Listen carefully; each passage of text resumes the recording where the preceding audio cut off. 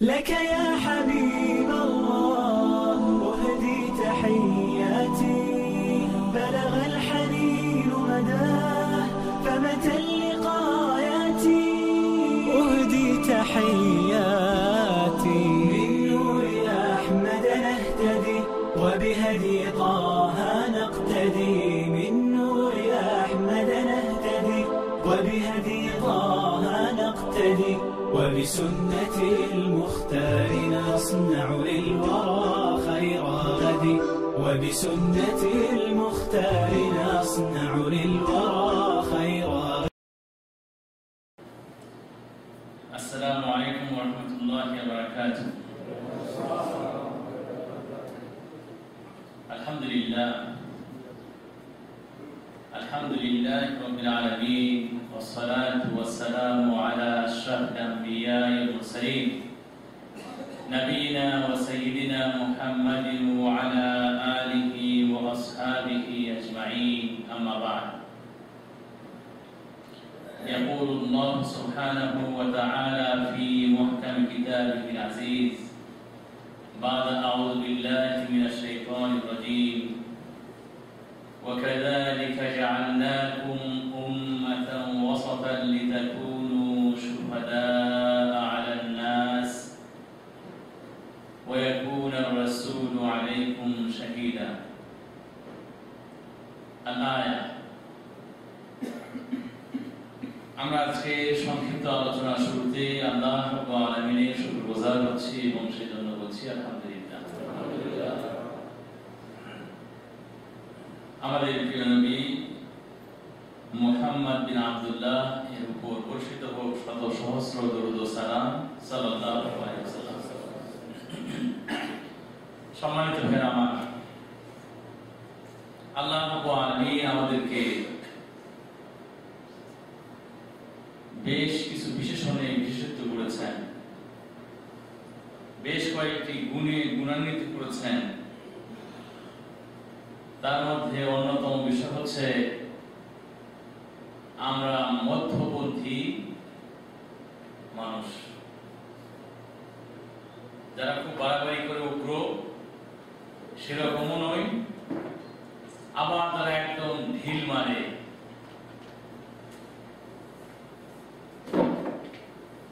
অলসভাবে চলে অথবা ওই বিষয়ের দিকে তেমন একটা গুরুত্বই দেয় না, এরকমও নয়, বরং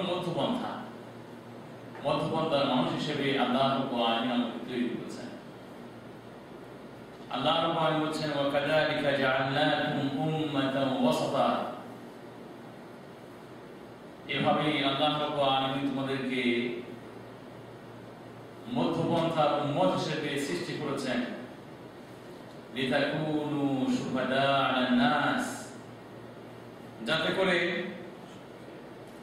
অতীতের দ্বারা অতিবাহিত হয়ে গিয়েছে, ধীরে ধীরে যারা বিদায় নিয়েছে অন্যান্য উম্মত, তাদের ব্যাপারে যাতে করে তোমরা আল্লাহর নিকটে সাক্ষী দিতে পারো। আর ওয়ায়াকুনা রাসূলু আলাইকুম শাহীদা, এবং নবী তোমাদের ব্যাপারে সাক্ষী দিতে পারে। প্রিয় ভাইরা আমার, ওয়াসাত শব্দের অর্থ বেশ কয়েকটা হয়।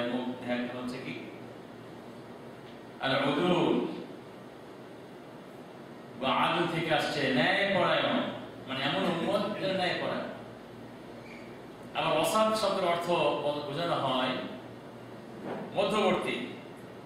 হাফিজু আলাস সালাওয়াত ওয়াস সালাতিল উসতা, আল্লাহ রাসূল বলেছেন যে নামাজগুলোর তোমরা যত্নবান হও, বিশেষ করে মধ্যবর্তী নামাজ। আমাদেরকে আল্লাহ রাব্বুল আলামিন মধ্যমপন্থী উম্মত হিসেবে তিনি আমাকে সম্বোধন করেছেন। যে ইসলামের ব্যাপারে বেশি বাড়াবাড়ি, উগ্রতা এবং ঢিল দেয়া, এগুলোর সৃষ্টি হওয়ার আগে আল্লাহ রাসূল সাল্লাল্লাহু আলাইহি ওয়াসাল্লামের যুগ থেকে নিয়ে শুরু করে সাহাবাগণ, বরং সাহাবাগণের মধ্যে আবু বকর রাদিয়াল্লাহু তাআলা আনহুর যুগ, তারপরে ওমর রাদিয়াল্লাহু তাআলা আনহুর যুগ এবং ওসমান বিন আফফান রাদিয়াল্লাহু তাআলা আনহুর যুগে সমগ্র সবার উম্মতে ওয়াসাতা হিসাবে, মধ্যবর্তী মানুষ হিসেবে তারা পরিচিত ছিলেন। কিন্তু ওসমান বিন আফফান রাদিয়াল্লাহু তাআলা আনহুর শাসনের শেষ দিকে এসে উগ্রপন্থী কিছু মানুষ তৈরি হয়ে গেল। তাদের উগ্রতায় মুসলমানদের সেই যে বিশেষ গুণ, বিশেষ বিশেষত্ব, সেটা হারিয়ে ফেলল মুসলমানগণ। তাদের মধ্যে বহু দল উপদল সৃষ্টি হয়ে গেল। তবে তারপরেও আল্লাহ রাব্বুল আলামিন একটি উম্মত, এই মুসলমানদের মধ্যে একটি দল রেখেছেন যারা সবসময় হকের উপরে কায়েম এবং দায়ী থাকবে। আমার সম্মানিত ভাইরা, তো আমরা মধ্যপন্থা অবলম্বী মানুষ কোন দিক থেকে, মুসলমানগণ মধ্যপন্থী কোন দিক থেকে? প্রথম ব্যাপার হচ্ছে এই যে ঈমানের অধ্যায় থেকে মুসলমানগণ মধ্যপন্থা। কেমন? যদি আপনি খেয়াল করেন তাহলে দেখবেন পৃথিবীতে যত মানুষ আছে, যত মানুষ পৃথিবীতে আছে, এই মানুষগুলো কেউ আছে এরকম যে বহু ঈশ্বরে তারা বিশ্বাস করে, একাধিক ঈশ্বর তারা মেনে থাকে। এরকম বলতে গেলে আপনি ইহুদি, খ্রিস্টান, বৌদ্ধ, হিন্দু যারা সবাইরা আছে, যারা তারা ধর্ম মানে, এদের সবাইকে আপনি এক কাতারে ফেলতে পারেন। এর একাধিক আল্লাহ, একাধিক ঈশ্বরে তারা বিশ্বাস করে। আবার আরেক গ্রুপ আপনি পাবেন এরকম সারা পৃথিবীতে তারা কোনো আল্লাহ মানে না। আসলে এরকম কিছু মানুষ নাস্তিক, যারা নাস্তিক কমিউনিস্ট, এরা কোনো আল্লাহকে মানে না। এরা একটা গ্রুপ। তাহলে একদল একাধিক মাবুদ, ইলাহ বা ঈশ্বরকে মেনে থাকে, আরেক গ্রুপ একদম আল্লাহকে মানে না। এর মধ্যপন্থী হচ্ছে আল্লাহকে বিশ্বাস করি কিন্তু বটে কয়জন? মাত্র একজন। তারা হচ্ছে উম্মতে ওয়াসাতা। তাহলে মধ্যমপন্থী মানুষ, উম্মত মধ্যমপন্থী। এরপরে যদি শুধুমাত্র আমরা মুসলমানদের মধ্যে যদি আমরা খেয়াল করি তাহলে দেখব যে এই ঈমান অধ্যায়ের মধ্যে অনেক দল এবং উপদল সৃষ্টি হয়েছে ঈমানকে কেন্দ্র করে। এর মধ্যে একটি দল হচ্ছে এরকম, যাদেরকে বলা হয় মুরজিয়া। মুরজিয়া হচ্ছে তারা বলে যে শুধুমাত্র যদি কোনো ব্যক্তি ঈমান নিয়ে আসে, আমল করুক আর না করুক, সে পাক্কা মুসলমান।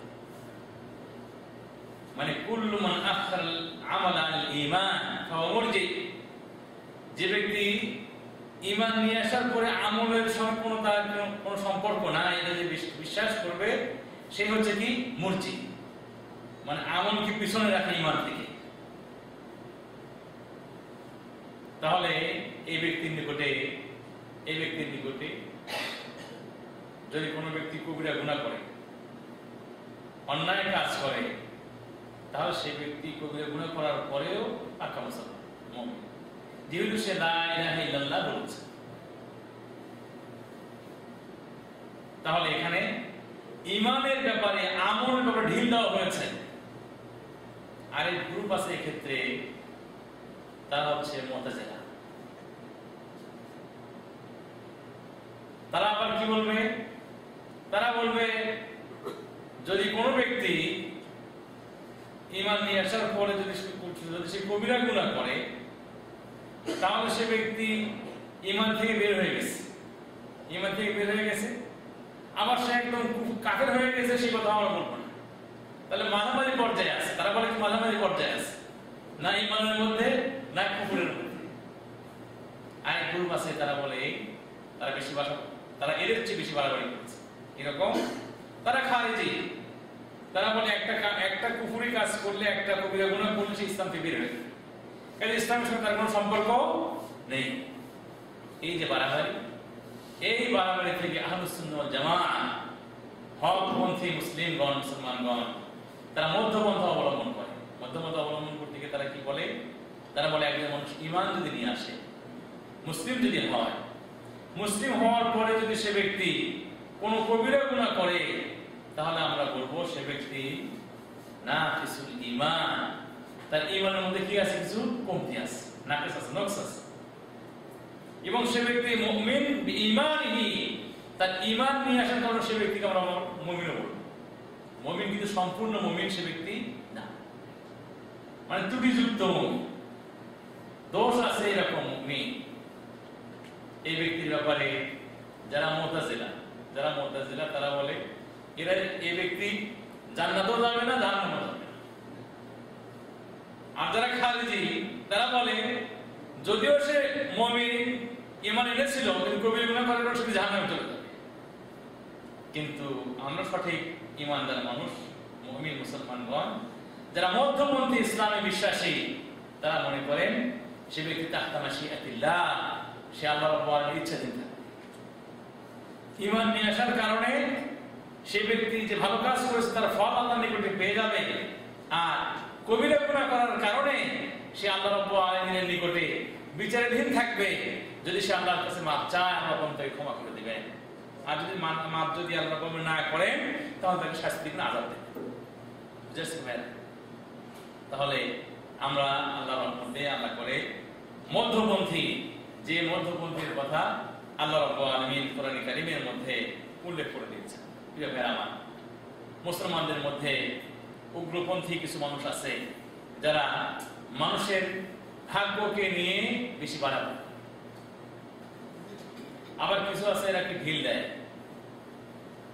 একদল বাড়াবাড়ি করতে গিয়ে তারা বলেছে এভাবে যে আসলে মানুষের ভাগ্য বলতে কোনো কিছু না, সে নিজেই সবকিছু তৈরি করে, সে নিজেই নিজের ভাগ্য রচনা করে, তাকদীর বলে কোনো কিছু নাই, সে যা করে সেটাই ভাগ্য। আল্লাহ রাব্বুল আলামিন কোনো কিছু তৈরি করেন না। এদেরকে বলা হয় কাদারিয়া, মানে এরা তাকদীরকে আল্লাহ রাব্বুল আলামিনের পক্ষ থেকে যে মানুষের ভাগ্য লিপিবদ্ধ করে দেওয়া হয়েছে এটা তারা অস্বীকার করে। আরেক দল তাদের বিরোধিতা করতে গিয়ে তারা বলেছে, জাবারিয়া গ্রুপ, তারা বলেছে এই কথা যে না, মানুষের এখতিয়ার করে কোনো জিনিস নেই, ইচ্ছে কিছু নাই, বরং আমরা পুতুল, আমাদেরকে যেভাবে নাচায় আমরা সেভাবেই নাচি, আমাদের কোনো ইচ্ছা শক্তি কাজ করে না। এর মধ্যপন্থী, তাওহীদপন্থী, আহলুস সুন্নাহ ওয়াল জামাআহ, মধ্যপন্থী মুসলমান, তারা মনে করেন যে না, আল্লাহ রাব্বুল আলামিন মানুষের ভাগ্য লিপিবদ্ধ করে দিয়েছেন, আর মানুষের কাজগুলো তিনি তৈরি করে দিয়েছেন, তবে এই কাজগুলো যে মানুষ করে নিজের ইচ্ছায়। বুঝেছি কি ভাইরা? বুঝতেছেন না কথাটা? জি, এই কাজগুলো করার ক্ষেত্রে মানুষের ইচ্ছা কাজ করে, যে আল্লাহ রাব্বুল আলামিন নামাজ তৈরি করে দিয়েছেন, ইবাদত তৈরি করে দিয়েছেন, আবার চুরি ডাকাত রাহাজানির যে জিনিস, এই জিনিসটা আল্লাহ তৈরি করেছেন। কিন্তু এই জিনিসগুলোর মধ্যে থেকে আপনি কোনটা করবেন সে এখতিয়ার কার? বান্দার, মানুষের এখতিয়ার। আল্লাহ কাউকে কারো উপর চাপায় দেন না এটাকে এই কাজটা করতেই হবে। আমার সম্মানিত ভাইরা, আমরা মধ্যপন্থী মুসলমান, আল্লাহ রাব্বুল আলামিনের যে গুণ, আল্লাহ রাব্বুল আলামিনের যে সিফাত, এই সিফাতের ক্ষেত্রে আমরা মধ্যপন্থা অবলম্বন করি। মধ্যপন্থী মুসলমান কিভাবে?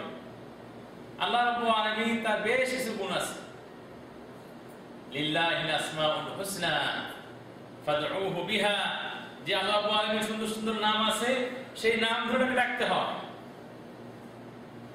এবং আল্লাহ রাব্বুল আলামিনের সিফাত আছে, গুণাগুণ আছে, এই গুণগুলো উল্লেখ করে আল্লাহ রাব্বুল আলামিনের কাছে দোয়া করতে হয়, প্রার্থনা করতে হয়। এই যে আল্লাহ রাব্বুল আলামিনের গুণগুলো আছে, এই গুণগুলোর ক্ষেত্রে মুসলমানদের মধ্যে কিছু গ্রুপ বাড়াবাড়ি করেছে, আবার কিছু গ্রুপ ঢিল দিয়েছে। বাড়াবাড়ি করেছে কারা?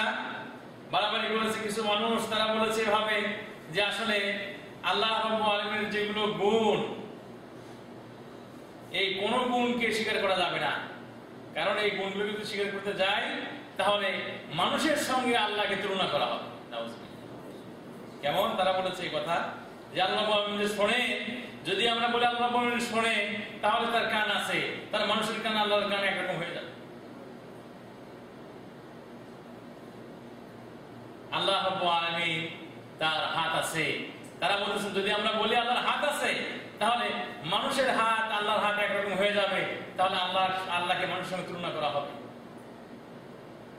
এই বাড়াবাড়ি করতে গিয়ে তারা আল্লাহ রাব্বুল আলামিনের যত সিফাত আছে সিফাতগুলো কি করেছে, তারা অস্বীকার করেছে। তারা অস্বীকার করেছে এগুলো সিফাতগুলো। আল মুআত্তালা তাদেরকে বলা হয়, আর নুফাত বলা হয় যারা আল্লাহর সমস্ত গুণগুলোকে অস্বীকার করেছে। আমার তাদের বিপরীতে একটি দল, সেটা হচ্ছে মুশাব্বাহা।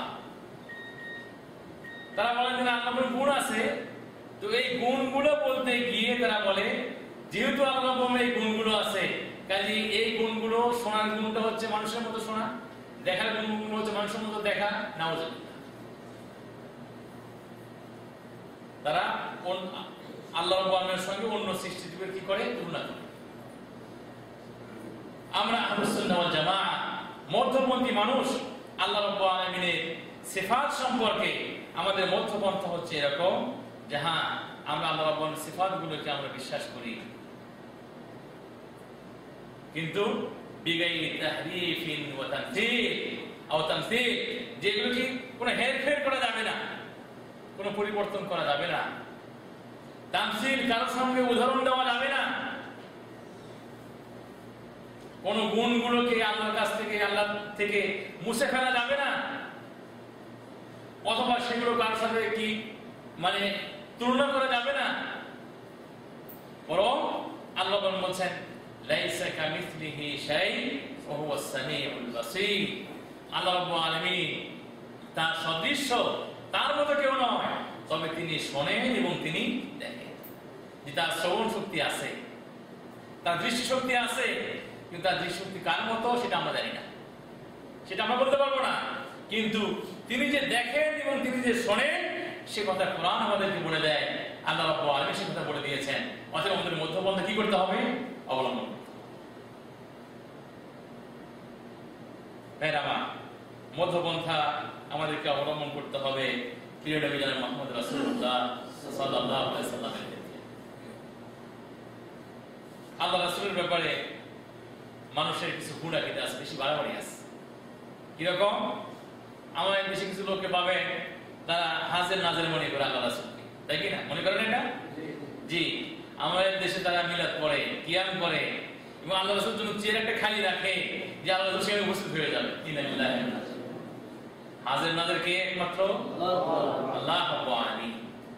জি, আপনি যেখানে যে কথা বলেন, লোকালয় হোক, জনসভায় হোক, অথবা নির্জনে নির্বিধিতে হোক, যেখানে আপনি যে কথা বলেন, আল্লাহ রাব্বুল আলামিন তার দৃষ্টির মধ্যে সেটা আছে, তাই কি না? আল্লাহ রাব্বুল জ্ঞানের মধ্যে সেটা, জ্ঞানের আওতার মধ্যে সেটা আছে। কিন্তু আল্লাহ রাসূল সাল্লাল্লাহু আলাইহি ওয়াসাল্লাম সেখানে আছেন, এই কথা কি কোনো ব্যক্তি বলতে পারবে? বলতে পারবে না। কিন্তু বলে কারা?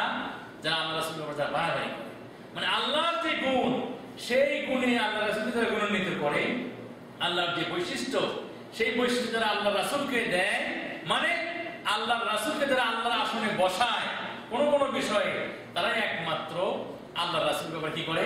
বাড়াবাড়ি করে।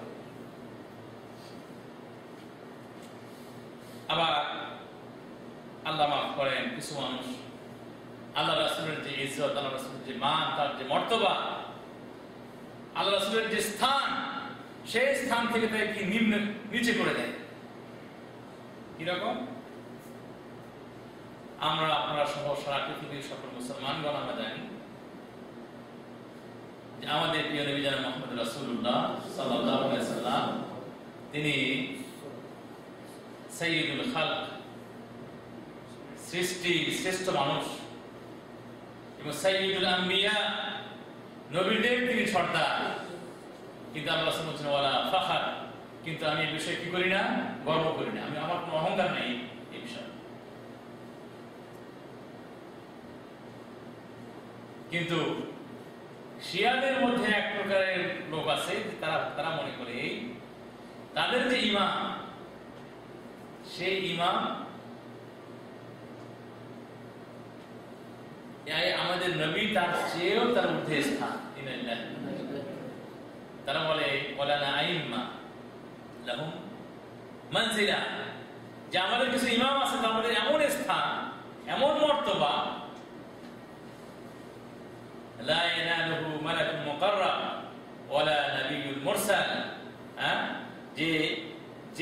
তোমার পর্যন্ত পৌঁছতে কোনো আল্লাহর নিকটবর্তী ফেরেশতা পৌঁছতে পারবে না এবং না আল্লাহর পাঠানো কোনো নবী পর্যন্ত পৌঁছতে পারবে।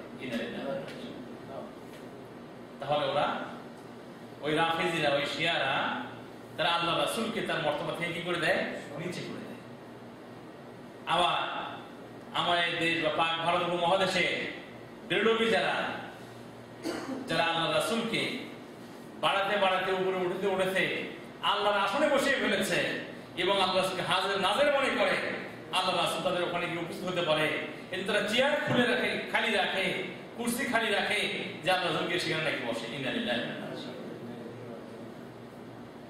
এই দুই গ্রুপ, এক গ্রুপ বেশি বাড়াবাড়ি করেছে, আরেক গ্রুপ আল্লাহ রাসূলের ইজ্জতটাকে নিচে নামিয়েছে। এর মধ্যপন্থা আহলুস সুন্নাহ ওয়াল জামাআহ, আমরা মুসলমানরা যেটা বলি সেটা হচ্ছে মুহাম্মদুর রাসূলুল্লাহ সাল্লাল্লাহু আলাইহি ওয়াসাল্লাম তিনি আল্লাহ রাব্বুল আলামিনের আবদুহু ওয়া রাসূলুহু, আল্লাহর প্রিয় বান্দা এবং তার পক্ষ থেকে প্রেরিত রাসূল।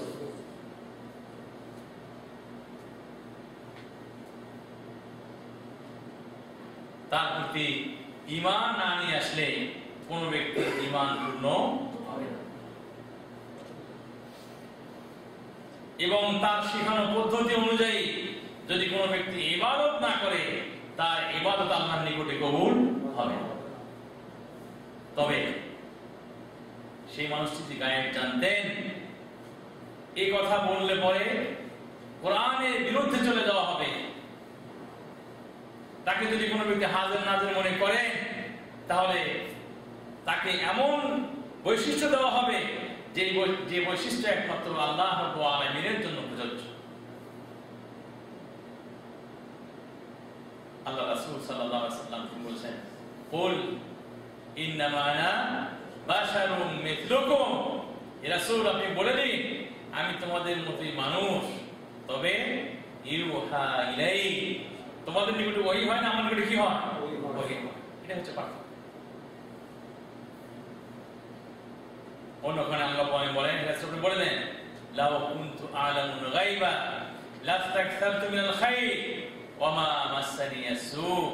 এই রাসূল আপনি বলে দিন যদি আমি অদৃশ্যের খবর রাখতাম, আগামী কাল কি ঘটবে, গায়েবের খবর যদি আমার কাছে থাকতো, তাহলে শুধুমাত্র ভালো কাজগুলোই করতাম, কোনো অনিষ্ট কোনো খারাপ কাজ আমাকে স্পর্শ করতে পারত না। কাজেই আল্লাহ রাসূল তিনি গায়েব জানতেন, এটা মনে করা নেহায়েত অন্যায়, মহাপাপ। বরং গায়েব ওয়া ইন্না মাফাতিহাল গায়ব লা ইয়ালামুহা ইল্লাল্লাহ, কোরআন যে কথা বলে, আল্লাহ যে কথা বলেছেন যে গায়েবের চাবিকাঠি একমাত্র কার নিকটে? আল্লাহ রাব্বুল আলামিনের নিকটে। এই গায়েব আল্লাহ ছাড়া কোনো ব্যক্তি জানে না। তাহলে আল্লাহ রাসূলের ক্ষেত্রে আমাদেরকে মধ্যপন্থা কি করতে হবে? অবলম্বন করতে হবে। আল্লাহ রাসূলের ফ্যামিলি, আল্লাহ রাসূলের পরিবার, যাদেরকে বলা হয় আল বাইত, আল বাইত সম্পর্কে মুসলমানদের মধ্যে বাড়াবাড়ি আছে। মুসলমানদের মধ্যে বাড়াবাড়ি করতে গিয়ে আল বাইতের মহব্বত দেখাতে গিয়ে শিয়াদের কিছু মানুষ তারা আলী রাদিয়াল্লাহু তাআলা আনহুকে আল্লাহর আসনে বসিয়ে ফেলেছে। ইন্না লিল্লাহি ওয়া ইন্না ইলাইহি রাজিউন। আল বাইতের উপরে আল্লাহ রাসূলের ফ্যামিলি সদস্যদের উপরে বাড়াবাড়ি করতে গিয়ে তাদের কবরের উপরে তারা গম্বুজ নির্মাণ করেছে এবং সেগুলোতে গিয়ে তারা ইবাদতবন্দি করে। ইন্না লিল্লাহি ওয়া ইন্না ইলাইহি রাজিউন। আবার নাসেবা নামক গ্রুপ, তারা খাওয়ারিজ, এদের একটা অংশ খারিজদের অংশ, এরা আবার তাদেরকে কুফর কাফের ফতোয়া দিয়েছে। ইন্না লিল্লাহি ওয়া ইন্না ইলাইহি রাজিউন। এবং খারিজিরা আলী রাদিয়াল্লাহু তাআলা আনহুর বিরুদ্ধে তারা যুদ্ধ করেছে, অস্ত্র ধারণ করেছে এবং তাদের কৌশলে তিনি নির্মমভাবে শাহাদাত বরণ করেছেন। তাহলে কিছু মুসলমান তাদের অবস্থান হচ্ছে তাদেরকে নিয়ে আলুল বাইত বা রাসূলের ফ্যামিলিদেরকে নিয়ে বেশি বাড়াবাড়ি করা, আবার কিছু তাদের ব্যাপারে উদাসীন হয়ে যাওয়া, ঢিল দেওয়া, তাদের কোনো গুরুত্ব না দেওয়া, কোনো মূল্য না দেওয়া, এরকম অবস্থা। কিন্তু আহলুস সুন্নাহ ওয়াল জামাআহ সঠিক যারা মুসলিম তাদের আকীদা এবং বিশ্বাস হবে এরকম যে তারা তাদের একটা আলাদা মর্যাদা রয়েছে এবং তাদের জন্য করে আমরা নামাজের মধ্যেও দোয়া করি, দোয়া করি না? আল্লাহুম্মা সাল্লি আলা মুহাম্মাদ ওয়া আলা আলি মুহাম্মাদ। জি, কাজী আলি মুহাম্মদ, মুহাম্মদ আলাইহিস সালামের মুহাম্মদ আলাইহিস সালাম, তার যে ফ্যামিলি, তাদের প্রতি আল্লাহর রহমত হোক, শান্তি বর্ষিত হোক, এই জন্য আমরা প্রতিনিয়ত, প্রতিদিন, প্রতি নামাজের মধ্যে আমরা দোয়া করে থাকি, তাই না? জি, অতএব আমাদের আকীদাটা কি? মধ্যপন্থার আকীদা, মধ্যপন্থা বিশ্বাস, মধ্যপন্থা আমাদের রাস্তা, এই আকীদাটা আমাদের অবশ্যই থাকতে হবে। এরপরে যারা সাহাবা, সাহাবাদের ক্ষেত্রে মুসলমানদের মধ্যে কিছু দল আছে যারা খুব বাড়াবাড়ি করে সাহাবাদের ক্ষেত্রে। বাড়াবাড়ি করতে গিয়ে তারা সাহাবাদের দোষ ত্রুটি ধরেছে, ভুল ধরার চেষ্টা করেছে এবং তাদের খাটো করে দেখার চেষ্টা করেছে। আবার কেউ কেউ একদম বানোয়াট হাদিস, জাল হাদিস, এগুলোকে প্রাধান্য দিয়ে as-sahabatu kan-nujum, সাহাবারা তারকার ন্যায়, কাজে একজনকে অনুসরণ করলেই তোমাদের অনুসরণ করা হয়ে যাবে, এগুলো তারা বলে বাড়াবাড়ি শুরু করে দেয়।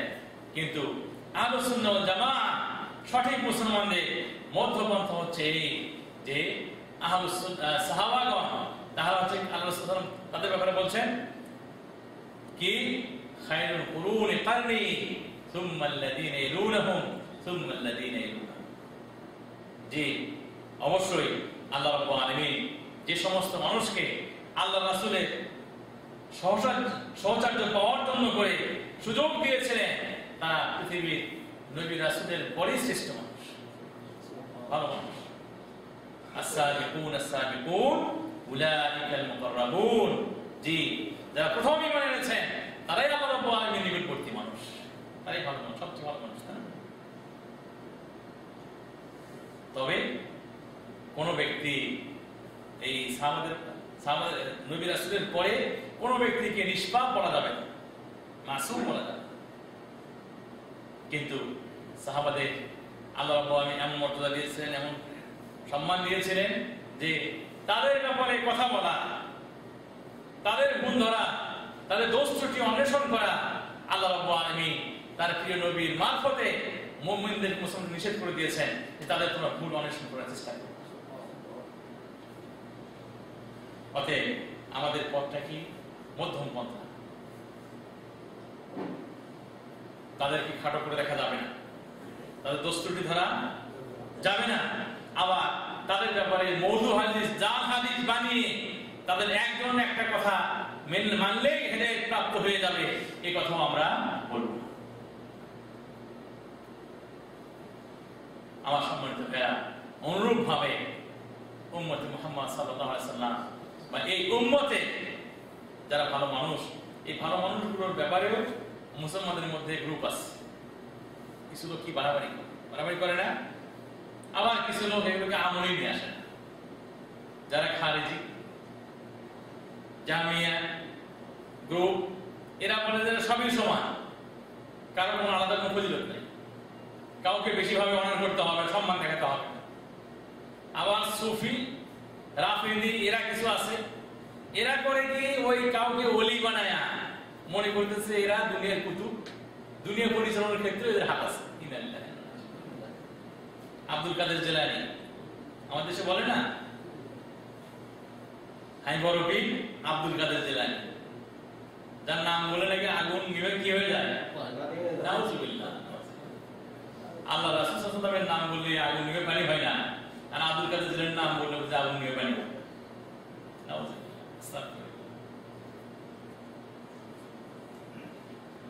আব্দুল কাদের জিলানী, তার নাম নাকি বিনা ওজুতে নেওয়া যায় না, ছোটবেলায় শুনছি আমরা। বিনা ওজুতে যদি কেউ আব্দুল কাদের জিলানীর নাম নেয় তাহলে শরীর থেকে লোম পড়ে যায়। নাউজুবিল্লাহ, ইন্না লিল্লাহি। আমাদের দেশে প্রচলিত আছে ওলিয়া উলিয়ার দেশ, তাই না, বলে না, ওলিয়া উলিয়ার দেশ। জি, কত ওলিয়া উলিয়া আমাদের দেশে হ্যাঁ 360 তো বাইরে মূর্তি ছিল। হ্যাঁ, তো এগুলো মানুষ বলে যে এরকম অলি এরকম অলিদের ব্যাপারে বাড়াবাড়ি মনে করে তারাই দেশটা পরিচালনা করতেছেন, পৃথিবী পরিচালনা করছেন। পৃথিবী পরিচালনা করার ক্ষেত্রে তাদের হাত আছে না। একদল বেশি বাড়াবাড়ি করে, আরেক দল এদের পাতে দিতে চায় না, যেন এগুলো কোনো দাম নাই, কোনো মূল্য নাই, সব সমান। এর মধ্যপন্থা আহলুস সুন্নাহ ওয়াল জামাতের আকীদা, সঠিক মুসলমানদের বিশ্বাস, সেটা হচ্ছে যে আলা ইন্না আউলিয়া আল্লাহি লা খাউফুন আলাইহিম ওয়া লা হুম ইয়াহজানুন। জি, আল্লাহ রাব্বুল আলামিন ওলি আছে, আল্লাহ রাব্বুল আলামিন ওলি আছে, তাদের কোনো ভয় নাই, তাদের কোনো প্রেশার নাই। আল্লাহ রাব্বুল আলামিন সেই কথা বলে দিয়েছেন। তারা কারা? তারা ওই সমস্ত ব্যক্তি যারা আল্লাহর প্রতি ঈমান এনেছেন এবং 5 ওয়াক্ত নামাজ ঠিকমতো আদায় করেন, আল্লাহ রাব্বুল আলামিনের হুকুমগুলো যারা মেনে চলেন, তারা প্রত্যেকই হচ্ছেন কি? আল্লাহ রাব্বুল আলামিনের ওলি। ইন্নাল্লাযীনা ক্বালু রাব্বুনা আল্লাহ থুম্মা ইসতাকামু তাতানাজ্জালু আলাইহিমুল মালায়েকা আল্লা তাখাফু ওয়া লা তাহজানু ওয়া আবশিরু বিল জান্নাতিল্লাতী কুনতুম তু'আদুন। জি, যারা আল্লাহর প্রতি ঈমান নিয়ে আসার পরে সিধা হয়ে যারা চলে, সোজা পথে যারা চলে, তাদের কোনো ভয় নাই, তাদের কোনো প্রেশার নেই, তাই কি না? আল্লাহ রাব্বুল আলামিন বলেছেন তোমরা জান্নাতের সুসংবাদ আমার কাছে গ্রহণ করো। সুবহানাল্লাহ। তোমার সম্মানিত ভাইরা, তারা হচ্ছেন কি? ওলি। তার প্রতি ঈমানদার ব্যক্তি হবে। তবে ঈমান যেহেতু সবারই এক রকমের না, আপনার ঈমান আমার ঈমান আর এই উম্মতের শ্রেষ্ঠ মানুষ আবু বকর রাদিয়াল্লাহু আনহুর ঈমান কি এক না? কাজী হ্যাঁ, একজন সাধারণ মানুষ ঈমান মুমিন মুত্তাকি পরহেজগার মানুষ, তিনি একজন ওলি, আর আবু বকর রাদিয়াল্লাহু তাআলা আনহু তিনি একজন মুমিন মানুষ, তিনি একজন ওলি। কিন্তু এই দুই ওলির মধ্যে পার্থক্য আছে, তাই কি না? জি, আবু বকর রাদিয়াল্লাহু আনহু এই উম্মতের সবচেয়ে বড় ওলি, সবচেয়ে বড় ওলি এই উম্মতের। তারপর ওমর ইবনে খাত্তাব রাদিয়াল্লাহু তাআলা মদিনার মসজিদে খুতবা দিচ্ছেন। হ্যাঁ, খুতবা দেওয়ার অবস্থা ইয়া তালিআল জাবালা, তিনি বলেছেন শুধু আল্লাহু আকবার। টেলিফোনের যার যুগ ছিল না, মোবাইল ছিল না, অন্য কোন মিডিয়া ছিল না যে লাইভ এখান থেকে ওখানে দেখানো হচ্ছে, এরকম চ্যানেল ছিল না, মিডিয়া ছিল না। কিন্তু আল্লাহ রাব্বুল আলামিন এই ওলিকে কারামাত দিয়েছেন, বিশেষ সম্মান দিয়েছেন, যে নবীদেরকে মর্যাদা দিয়েছেন, আর যারা আল্লাহর বড় বড় ওলি তাদেরকে আল্লাহ রাব্বুল আলামিন কারামাত দিয়েছেন। এই কারামাতে বিশ্বাস করতে হয় এবং এই কারামাতে বিশ্বাস করা আহলুস সুন্নাহ জামাতের আকীদা, এটা বিশ্বাস একটা মৌলিক বিষয়। তো ওমর ইবনে খাত্তাব রাদিয়াল্লাহু তাআলা আনহু মদিনার মসজিদে থেকে তিনি তাদেরকে দিক নির্দেশনা দিয়েছিলেন। যুদ্ধে ছিলেন কত দূর, সেখান থেকে বলেছিলেন খবরদার তোমরা সাবধান হয়ে যাও, যে পথে যাচ্ছ সেদিকে যাবে না, বরং শত্রু আছে, বরং তোমার পাহাড়ে গিয়ে তুমি আশ্রয় গ্রহণ করো। সুবহানাল্লাহ। আল্লাহ রাব্বুল আলামিন উম্মতের জন্য এই দিক নির্দেশনা, তার এই ডিরেকশন তাদের কানে তিনি পৌঁছে দিয়েছিলেন। সুবহানাল্লাহ। ভাইরা, তো উম্মতের মধ্যে ওলি, বড় বড় ওলি যারা আছে তাদের সম্মান আছে। তবে যে ওলিদেরকে নিয়ে বাড়াবাড়ি করতে গিয়ে যদি কেউ বলে যে ওলিরা ইচ্ছে করলে এই করতে পারে, সে করতে পারে, ফু দিয়ে কাছ থেকে গ্লাস ফেটে ফেলতে পারে, এইগুলো কি ভুয়া? এগুলো কি? এটা ভুয়া, ভুয়া এবং মিথ্যা কথা। এবং যে ব্যক্তি নিজেকে বড় ওলি হিসেবে দাঁড়িয়ে করবে, এই হচ্ছে সবচেয়ে বড় খণ্ড, সবচেয়ে কি? কারণ ওলি বিলায়াত, আল্লাহ রাব্বুল আলামিনের নৈকট্য লাভ করা, তার নিকটবর্তী হওয়া, তার রেজামন্দি লাভ করা যে সৌভাগ্য সুযোগ যে ব্যক্তি পায়, সেই ব্যক্তি নিজের কৃতিত্ব জাহির করার কোন সুযোগ পায় না, তার থাকে না, এই সুযোগ থাকে।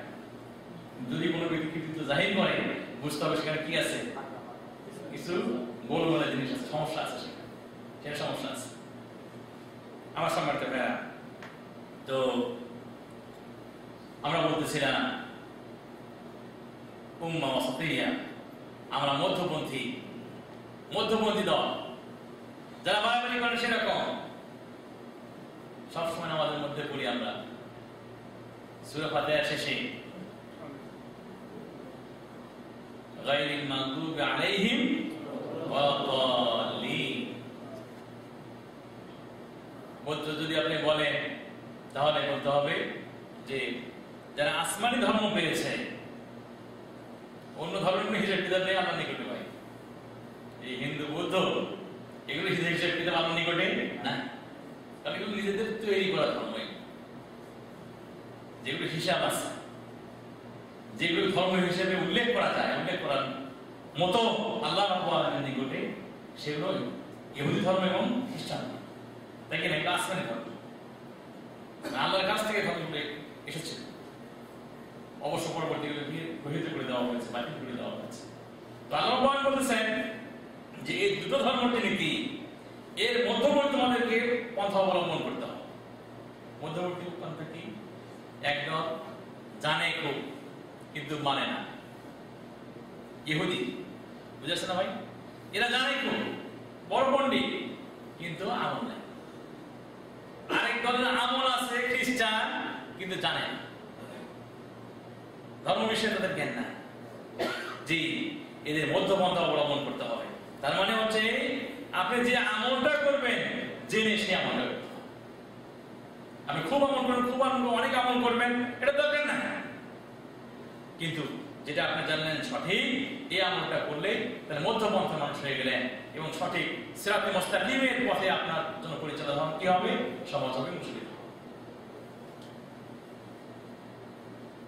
আমার সম্মানিত ভাইরা, আমরা আজকে এখানে প্রবাসে যারা আমরা অবস্থান করছি,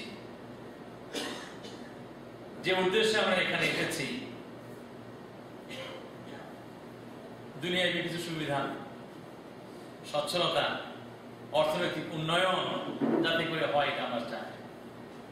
এই যে সম্পদ, এই যে অর্থ, এক্ষেত্রেও মধ্যপন্থা দিয়েছে দিন ইসলাম। কেমন মধ্যপন্থা? হচ্ছে এরকম,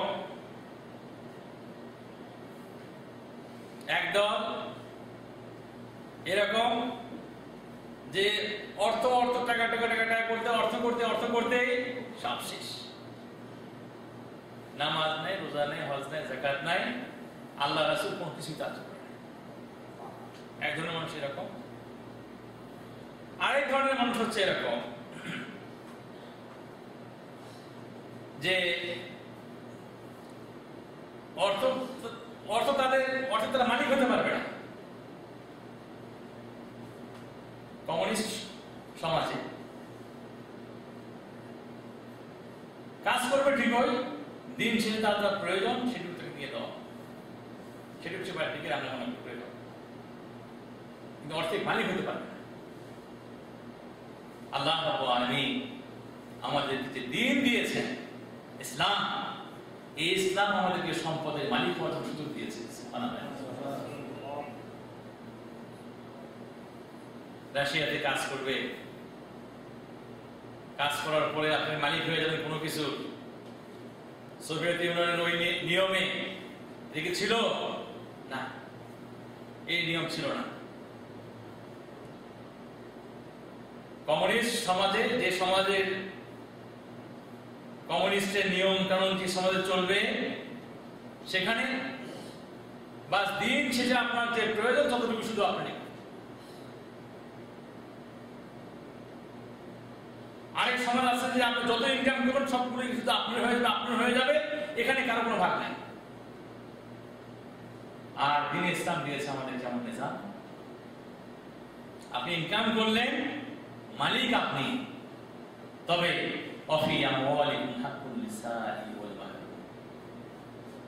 সম্পদের মালিক বটে আপনি, কিন্তু সমাজের সঙ্গে আপনার একটা যোগসূত্র থাকবে। সমাজের অভাবী মানুষ, তাদের একটা হক থাকবে আপনার সম্পদের মধ্যে। সারাদিন এক ব্যক্তি খাটলো ঠিকই, কিন্তু সম্পদের মালিক হতে পারলো না, এটা যেমন অন্যায়। সারাদিন পরিশ্রম করে শুধু টাকার মালিক হয়ে গেল, আল্লাহর ইবাদত করলো না, সেটাও ওরকম অন্যায়। মধ্যপন্থা, আল্লাহর ইবাদত করবেন, বন্দেগী করবেন, পয়সা ইনকাম করবেন, পয়সার মালিক আপনি হবেন, এগুলোর মালিক আপনি, কিন্তু আপনার অর্জিত সম্পদে সামান্য হিস্সা রয়েছে ওই গরিব দুস্থ মানুষের। আল্লাহ রাব্বুল আলামিন মধ্যপন্থা দান করেছেন মুসলমানদেরকে। দুনিয়ার ব্যাপারে সাধারণ মানুষের দিকে যদি আপনি তাকান তাহলে দেখবেন কিছু মানুষ দুনিয়া করে ব্যস্ত। আল্লাহ বলছেন ওয়ালা তাজিদান্নাহুম আহরাসান নাসি আলা হায়াতি দুনিয়া। ইহুদিদের সম্পর্কে আল্লাহ বলছেন, এ রাসূল আপনি ওদেরকে পাবেন দুনিয়ার ব্যাপারে খুবই লোভী। দুনিয়া কিভাবে উপার্জন করা যায়, কিভাবে ইনকাম করা যায়, দুনিয়াতে কিভাবে সফলতা অর্জন করা যায়, এই ব্যাপারে ইহুদিরা খুবই লোভী। আবার আরেক গ্রুপ, তারা দুনিয়াকে বাদ দিয়ে ওই গির্জামুখী হয়েছে, বই রেখে সেজেছে, কর্ম না ধর্ম নিয়ে ব্যস্ত হয়েছে, গির্জার ভিতরে সারাদিন বসে শুধু ধর্ম করে। আল্লাহ রাব্বুল আলামিন আমাদের যে দিন দিয়েছেন এই দুটোর মাঝখানে রব্বানা আতিনা ফিদ দুনিয়া হাসানা ওয়া ফিল আখিরাতি হাসানা। জি আল্লাহ দুনিয়ার কল্যাণ চাই, এটাও যেমন আমার দরকার। আবার দুনিয়া করতে গিয়ে আখিরাতকে বিক্রি করব না, বরং আখিরাতের কল্যাণও আমার দরকার, এটাও নিতে। ওয়ালা তানসা নাসীবাকা মিনাদ দুনিয়া, জি দুনিয়ার অংশ তুমি ভুলে যেও না। ওমর রাদিয়াল্লাহু আনহু তিনি দেখলেন যে কিছু মানুষ সারাদিন মসজিদে বসে তাসবিহ পড়ে। আরে কি করো তোমরা, যে আমরা সারাদিন এই তাসবিহ তোমাদের খাওয়া পড়া কিভাবে আসে, যে আমাদের খাবার দেয় বললেন। আবার তোমাদেরকে দেখে এখানে বসে সারাদিন তাসবিহ পিটতেছো, কাজ করা বাদ দিয়ে আমার হাতের চামড়া তোমাদের পিঠের চামড়া তুলে দেবে। দিন ইসলাম মধ্যমতা দিয়েছে, জি আপনি আল্লাহ রাব্বুল ইবাদত করবেন, পরকালের কাজ করবেন, দুনিয়াকে ভুলে না। আবার দুনিয়া করবেন, পরকালকে ভুলে না। সুবহানাল্লাহ। আমার সম্মানিত ভাইরা, আমরা দাওয়াতি কাজ করার জন্য এখানে একত্রিত হয়েছি। দাওয়াতের কাজ ক্ষেত্রেও কিন্তু মধ্যমতা অবলম্বন করতে হবে, নাকি বাড়াবাড়ি করলে চলবে নাকি? না, বাড়াবাড়ি করা যাবে না। লা ইকরাহা ফিদ্দীন, দিনের মধ্যে বাড়াবাড়ি নাই, জবরদস্তি করা যাবে না, কাউকে বাধ্য করা যাবে না, বরং দাওয়াতি কাজ কি? আদ-দাওয়া আল-ওয়া'দ ওয়াল ইরশাদ, মানুষকে নসিহত করা, দিক নির্দেশনা দেওয়া। উদউ ইলা সাবিলি রাব্বিকা বিল হিকমাতি ওয়াল মাউইযাতিল হাসানা। আল্লাহ বলছে মানুষকে ডাকবেন, আপনি কিভাবে হিকমত দিয়ে, কৌশল দিয়ে, কোরআন হাদিসের দলিল দিয়ে, প্রমাণ দিয়ে তাদেরকে ডাকবেন, সুন্দর বক্তব্য দিয়ে, সুন্দর কথা দিয়ে আপনারা বলবেন। আর যদি প্রয়োজন পড়ে ওয়াজাদিলহুম বিল্লাতি হিয়া আহসান, তর্ক করা প্রয়োজন পড়ে, বাহাস মুনাজারা করা, তাহলে বাহাস মুনাজারা করবেন, তবে উত্তম পন্থায় আপনি তর্ক করবেন। দিনের দাওয়াত পরিষ্কার, এখানে জবরদস্তি বলে কোনো জিনিস নেই। আমার সম্মানিত ভাইরা, কাজে আমরা যারা দাওয়াতের সঙ্গে জড়িত আছি তাদেরকে বলবো এই সময়, এই সুযোগে, যে আমরা দাওয়াত দিতে গিয়ে খবরদার কোন সময় আমরা বাড়াবাড়ি করার চেষ্টা করি। ইবাদত করতে গিয়েও বাড়াবাড়ি নাই। আল্লাহ রাসূল বলেন হালাকাল মুতানাত্তিউন, হালাকাল মুতানাত্তিউন, হালাকাল মুতানাত্তিউন। যারা বাড়াবাড়ি করে তারা ধ্বংস হয়ে যাবে, যারা বাড়াবাড়ি করে তারা ধ্বংস হয়ে যাবে, যারা বাড়াবাড়ি করে তারা ধ্বংস হয়ে যাবে। বাড়াবাড়ি করা যাবে না। আল্লাহ রাব্বুল আলামিন আমাদের উপরে যে শরীয়ত দিয়েছে, শরীয়ত আমাদের উপর ফরজ করে দেওয়ার সময় আল্লাহ রাব্বুল আলামিন খুব সুন্দরভাবে মধ্যপন্থা অবলম্বন করে দিয়েছেন। কেমন? যদি কোনো ব্যক্তি প্রাপ্তবয়স্ক হয়, সামর্থ্য যদি থাকে, তাহলে ওই কাজটাকে করতেই হবে, ছাড় নাই। আবার যদি কারো অসুবিধা থাকে, সামর্থ্য যদি সে ব্যক্তি যদি না থাকে, তিনি অক্ষম হয়ে যান, তাহলে ওই কাজ করতেই হবে, এরকম না। সুবহানাল্লাহ।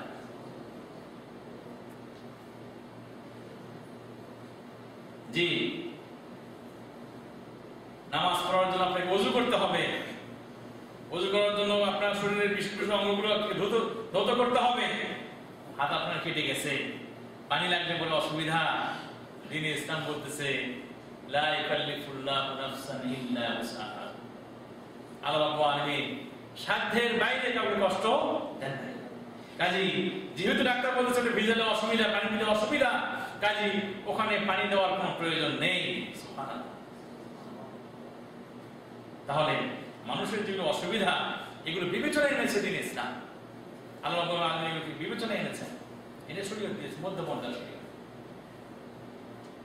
ভাইরা যারা আপনারা এখানে থাকেন, আমাদের এখানে থাকি, মাসে মাসে মাশাআল্লাহ মাস গেলেই টাকা আসে, তাই কি না? আর যেরকম ইনকাম সেরকম খরচ আছে না কিছু ভাই? না, এরকম করা যাবে না, এইরকম করা যাবে না। দেখা গেল একজন মানুষ মাশাআল্লাহ এখানে থাকলেন অনেক দিন, 10 বছর 15 বছর ধরে আছেন, কি করেছেন? তেমন কিছু করতে পারেন, তেমন কিছু করতে পারেন নাই। কি প্রতি মাসে বেতন পান নাই? প্রতি মাসে বেতন পাইছে, প্রতি মাসে বেতন পেলে দেশে থেকে যাওয়া আসার টিকিট পেলে, বাড়তি ইনকাম থাকলেও অনেক কিছু করতে পারেনি কেন? তার মানে আপনি মধ্যপন্থা অবলম্বন করতে পারেন না। দ্বীন-ই ইসলাম আপনার মুআমালা কেমন হবে, আপনার আচরণ কেমন হবে, আপনার ব্যবহার কেমন হবে, এটা দ্বীন-ই ইসলাম বলে দিয়েছে। এখান থেকে আপনি শিখতে হবে। আল্লাহ বলেছেন লা তাজআল ইয়াদাকা মাগলুলা ইলা উনুকিক, তুমি এরকম হয়ো না যে তোমার হাতটা একদম ঘাড়ে বাঁধা, গলায় বাঁধা, কৃপণ হয়ে গেছো। প্রয়োজন তোমার সংসার চালাতে হবে, স্ত্রী বলে যে টাকা পাঠাও, টাকা আছে কিন্তু টাকা পাঠান না, আর না জমি কিনতে হবে, তোমরা চলো যেভাবে পারো চলো। ছেলে বলে যে আব্বা পড়াশোনা করতে হবে, স্কুলের ফি বাকি আছে, টিউটরকে টাকা দিতে হবে, বলে না যেভাবে পারো চলো, বিল্ডিং করতে হবে, কৃপণ। আল্লাহ রাব্বুল আলামিন বলেন ওয়ালা তাজআল ইয়াদাকা মাগলুলাতান ইলা উনুকিক, তোমার হাত একদম ঘাড়ের সাথে গলার সাথে বেঁধে রেখো না, কৃপণ হয়ে যায় না। এরপর আল্লাহ রাব্বুল আলামিন বলেন ওয়ালা তাবসুতহা কুল্লাল বাসাত, আবার এরকম করো না একদম হাত তুমি খুলে দিলে, একদম সম্পূর্ণভাবে খুলে দিলে, যা আসে পকেট থেকে হাত দেয় আর বের করে, যা চায় চাওয়ার দেরি হতে পারে, কিন্তু দেওয়াতে দেরি। আলোচনা ক্ষমতা এরকম হবে। তাহলে মধ্যপন্থা অবলম্বন করতে হবে। জি, আমরা সঠিক মুসলমান, ভালো মুসলমান, আল্লাহ রাব্বুল আলামিন যারা দ্বীন পেয়ে সঠিকভাবে চলতে চায়, তাদের যে আকীদা, তাদের চলার পথ, সেই কথাগুলো আমরা বলছি ভাইরা আমার। কাজেই আমাদের এই মুআমালার ক্ষেত্রে মধ্যপন্থা কি করতে হবে? অবলম্বন করতে হবে। ভাইরা আমার, আপনার সঙ্গে আমার মুআমালা আছে, কথাবার্তা হয়, আপনার সাথে আরেকজন ভাইয়ের কথাবার্তা হয়, জি একদম চিৎকার করে কথা বলবেন না, অথবা রাগ দেখায় ঘাট ঘুরে চলে যাবে না, ওয়ালা তুসাঈদ খাদ্দাকা লিন-নাস, মানুষকে আপনি আপনার গাল দেখিয়ে চলে যাবেন, মুখ পাকা করে আপনি চলে যাবেন, এরকম আপনি করবেন। অথবা হনহন করে হেঁটে রাগ দেখিয়ে আপনি চলে যাবেন, এরকম করবেন। বরং জি আপনার চলার ভিতরে একদম মিনু এরকম দরকার নাই। হনহন করে হেঁটে চলে গেলেন, ডাক দেখায় রাগ দেখায় সেটাও দরকার নাই। চিৎকার করে গাধার মতো করে কথা বললেন, সেটাও দরকার নাই। মিনমিন করে কিছু বললেন, মানুষ বুঝতে পারে না, এটাও দরকার নাই। মধ্যপন্থা অবলম্বন করতে হবে। তাহলে আমাদের আকীদা, বিশ্বাসে, আমাদের ইবাদতে এবং আখলাকে, আমাদের মুআমালায় সর্বক্ষেত্রে যে পন্থা অবলম্বন করতে হবে, সেই পন্থার নাম কি? মধ্যপন্থা। আল্লাহ রাব্বুল আলামিন আমাদেরকে ওয়াকাযালিকা জাআলনাকুম উম্মাতান ওয়াসতা, আমাদের বলছেন যে অনুরূপ ভাবে আমি তোমাদেরকে মধ্যপন্থী উম্মত হিসেবে সৃষ্টি করেছি। সুবহানাল্লাহ। আল্লাহর কাছে আমাদের দোয়া, প্রার্থনা, আল্লাহ রাব্বুল আলামিন সকলকে আমাদের আকীদা এবং বিশ্বাসের ক্ষেত্রে, আমাদের ইবাদত এবং বন্দেগীর ক্ষেত্রে আমাদের আখলাক এবং চরিত্রের ক্ষেত্রে, আমাদের দান দক্ষিণা, দুনিয়া ইনকাম এবং দুনিয়ায় অর্জিত বিষয়গুলো ব্যয়ের ক্ষেত্রে আমাদেরকে মধ্যমতা অবলম্বন তৌফিক দান করুন। أقول قولي هذا وأستغفر الله ولكم سائر المسلمين. سبحان ربك رب العزة عما يصفون وسلام على المرسلين والحمد لله رب العالمين.